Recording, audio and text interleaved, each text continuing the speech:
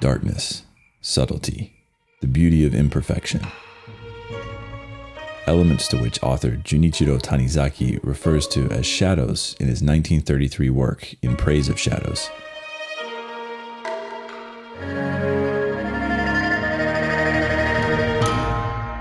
In Tanizaki's view, these shadows are explicative of Japan's underlying cultural values and the nation's approach to aesthetics and beauty.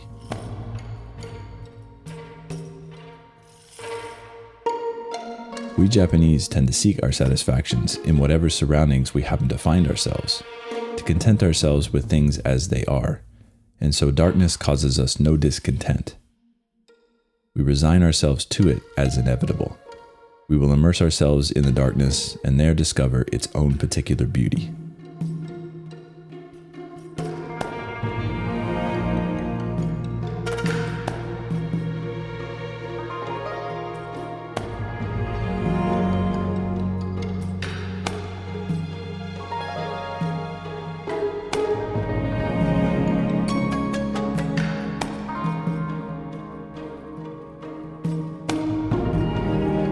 In traditional Japanese aesthetics, shadows enhance the beauty of objects by highlighting textures, contours, and colors.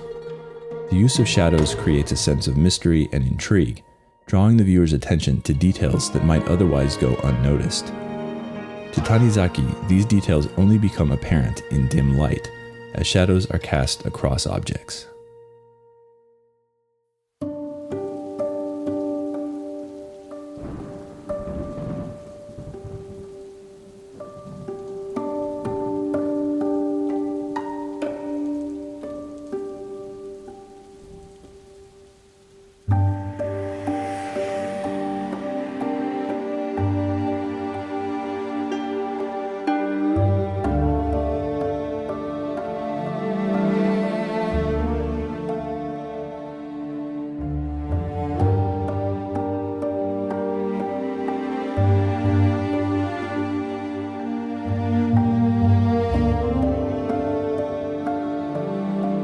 Recounting his experience of viewing lacquerware in the darkness of candlelight, Tanizaki states, "And I realized then that only in dim half-light is the true beauty of Japanese lacquerware revealed."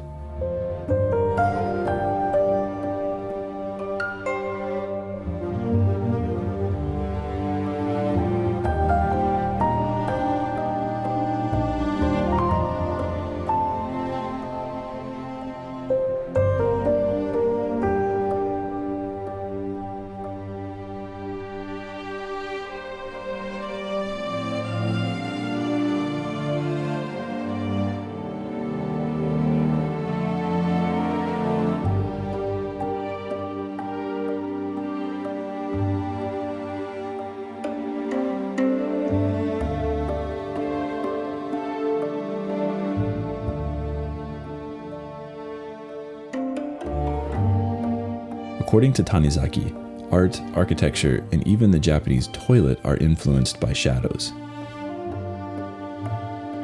Every time I am shown to an old, dimly lit, and I would add impeccably clean toilet in a Nara or Kyoto temple, I am impressed with the singular virtues of Japanese architecture. The parlor may have its charms, but the Japanese toilet truly is a place of spiritual repose. No words can describe that sensation as one sits in the dim light, basking in the faint glow reflected from the shoji, lost in meditation or gazing out at the garden. Anyone with a taste for traditional architecture must agree that the Japanese toilet is perfection.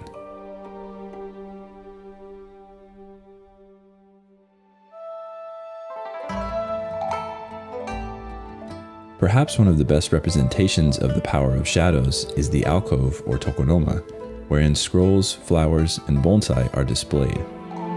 These alcoves are often set to the rear of a larger room, which is itself darkened by the large overhanging eaves of the roof. Whenever I see the alcove of a tastefully built Japanese room, I marvel at our comprehension of the secrets of shadows. For the beauty of the alcove is not the work of some clever device.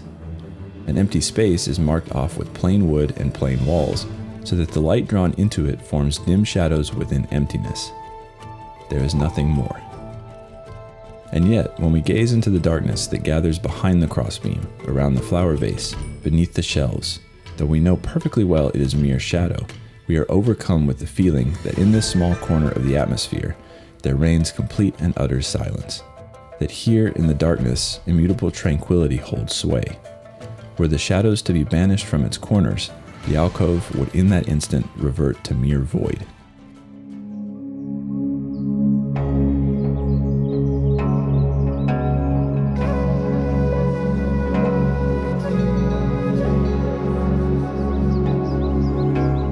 Just as in the alcove, lacquerware, and architecture, shadows play an integral role in the aesthetics of Japanese bonsai art. The dark recesses between plates of fissured bark, the interplay of light and darkness in the dead wood of conifers, and the cool shadows cast beneath the canopies of deciduous trees are as important as the facade of the bonsai itself.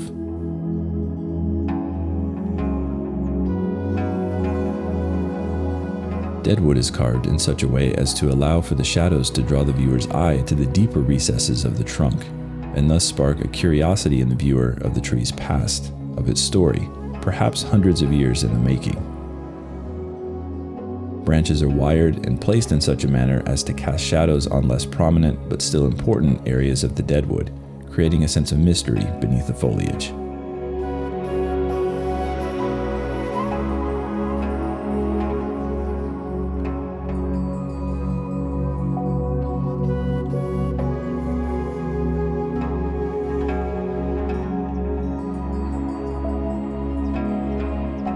Ceramic containers with deep, dark patina are also chosen to complement the age of the bonsai.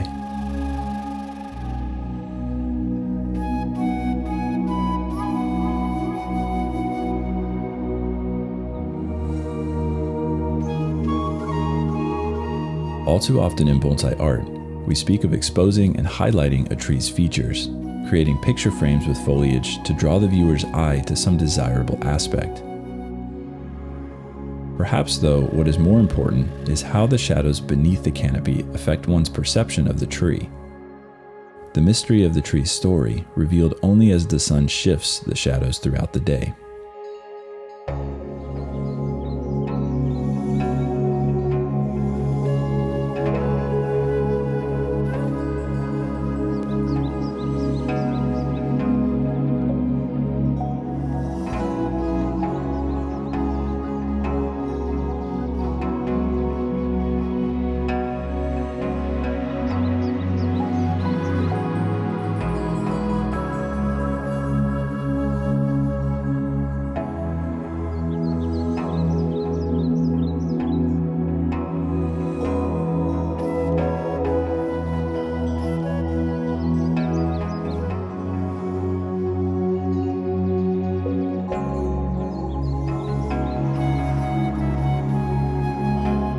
While Tanizaki did not speak directly of bonsai art in Praise of Shadows, no doubt he would have agreed that the art has developed as it has in Japan precisely because of the nature of shadows in the Japanese national psyche.